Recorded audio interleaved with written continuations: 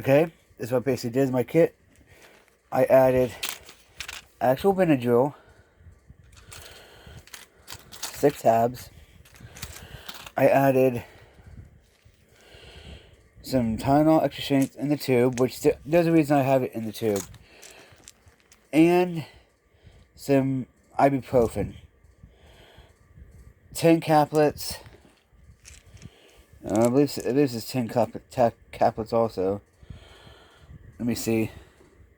Yep, 10 caplets. And only 6 tabs of the Benadryl. I might be adding some Imodium in here. I've actually built this kit up. This has replaced the one I had in here because I don't know what I did wrong. But yeah, this is just a quick video. I've actually built this kit up. As